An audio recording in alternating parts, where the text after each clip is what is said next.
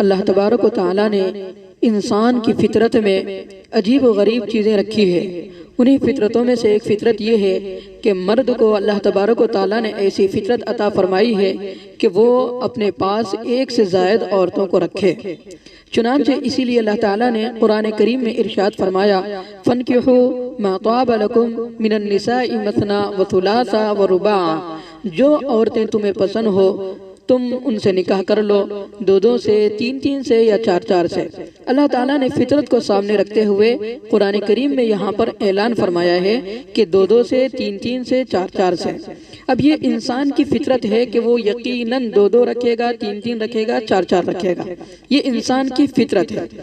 بعض دفعہ ایسا بھی ہوتا ہے کہ انسان فطرت کے خلاف بھی چلتا ہے، مثلا دو دو تین تین کی بجائے صرف ایک رکھتا ہے، تو جو دو دو تین تین چار چار رکھتے ہیں یہ تو فطرت ہے انسان کی۔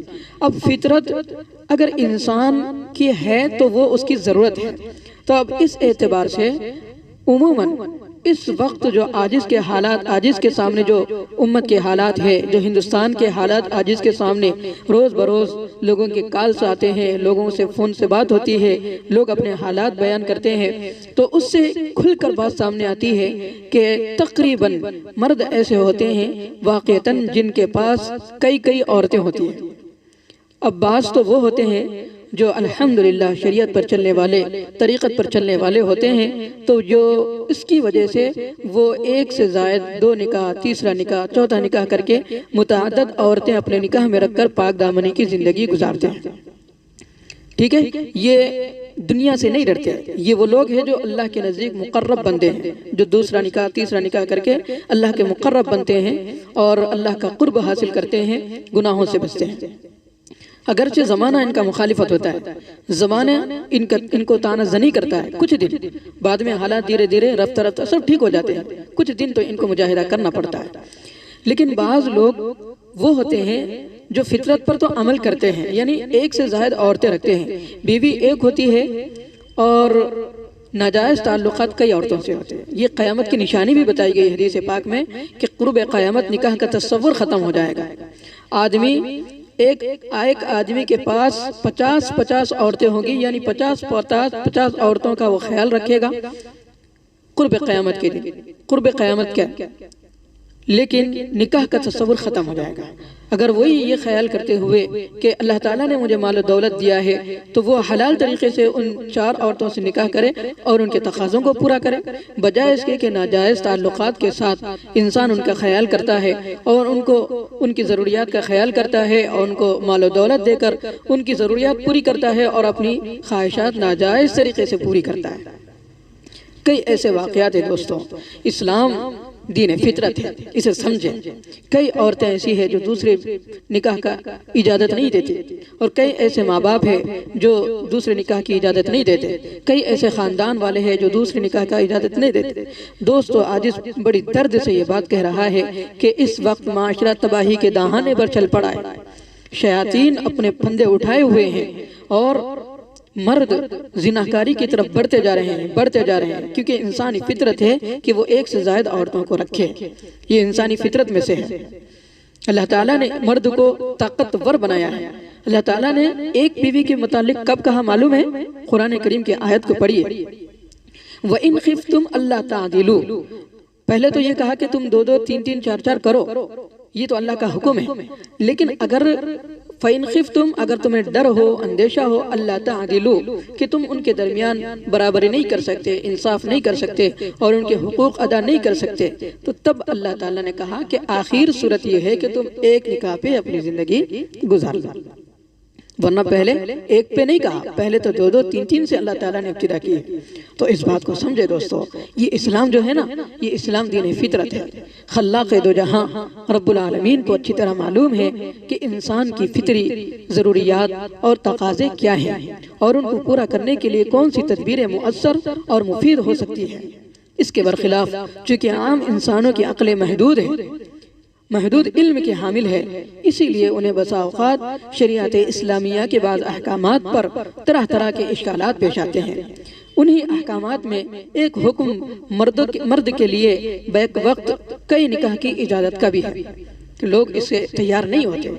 حیرت کی بات ہے دوستو، وہ مغربی اقوام جو اوپر سے نیچے تک بدکاریوں شہوت رانیوں میں مبتلا ہے اور جن کے نظر میں مرد کا بیک وقت کئی عورتوں سے ناجائز تعلق قطعاً معیوب نہیں ہے، وہی قومیں اسلام کے ایک سے زائد نکاح کے قانون پر سب سے زیادہ انگلیاں اٹھاتی ہے۔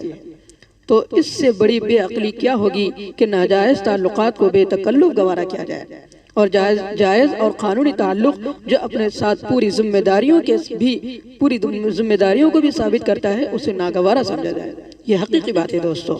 آج کے زمانے میں کئی لوگوں کو معلوم ہوتا ہے کہ یہ جو صاحب ہیں ان کی جو ایک بیوی ہے لیکن ان کے 2-3 عورتوں سے تعلقات، کئی لوگوں کو معلوم ہوتا ہے کوئی انگلی نہیں اٹھاتا ساتھ، ہر کوئی خاموش، سب کو معلوم ہے کہ یہ دوسرے عورتوں سے اس کے تعلقات ہیں۔ لیکن اگر وہی مرد کسی دوسری بیوی سے، کسی دوسری عورت سے، کسی دوسری بیوہ سے نکاح کر لے تو 1000 انگلیاں اٹھ جاتے ہیں کہ دیکھو اسے کیا ہو گیا،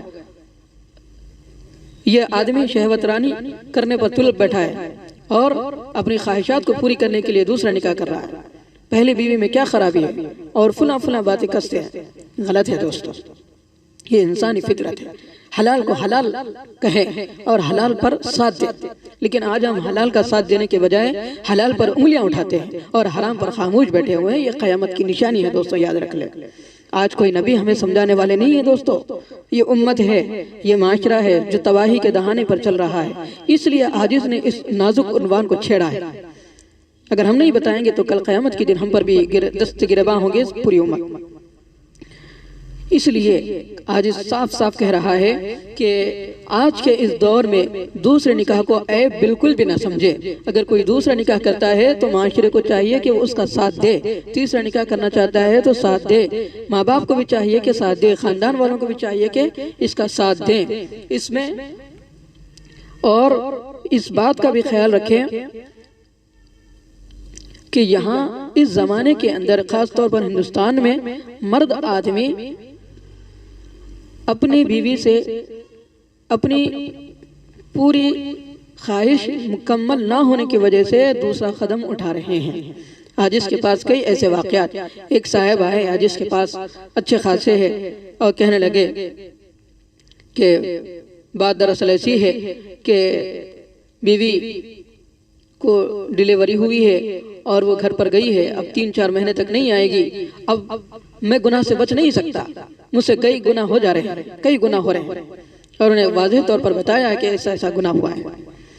دوستو ہم نے کہا کہ بہتر ہے کہ دوسرا نکاح کر لیں، تو کہنے لگے کہ دوسرا نکاح کریں گے تو 1000 انگلیاں اٹھا جائے اور لوگ کیا کہیں گے۔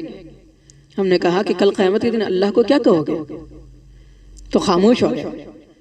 مطلب یہ ہے کہ اس وقت ہمیں اللہ کا ڈر نہیں، امت کا ڈر ہے، زمانے کا ڈر ہے۔ دوستو یہ زمانہ ختم ہو جائے گا، یہ آسمان، یہ چاند، یہ ستارے، یہ دنیا کی بڑی بڑی عمارتیں، یہ شان و شوکت والے سب ختم ہو جائیں گے، سب فنا ہو جائیں گے، ہمارے اعمال ہمارے ساتھ رہیں گے۔ دوستو برے اعمال کے ساتھ ہم کل قیامت کے دن پھر کھڑا ہوں گے۔ اس لیے بہتر ہے کہ اگر ہمیں حرام کاریوں سے بچنا ہے تو ہمیں دوسرا قدم اٹھانا ہے اور دوسرا نکاح کرنا ہے، اور اس کے اندر سب کو ساتھ بھی دینا ہے۔ اگر ہم یہ کریں گے دوستو تو انشاءاللہ العزیز اللہ کی رحمت ہمارے ساتھ ہوگی۔ یہ آج کی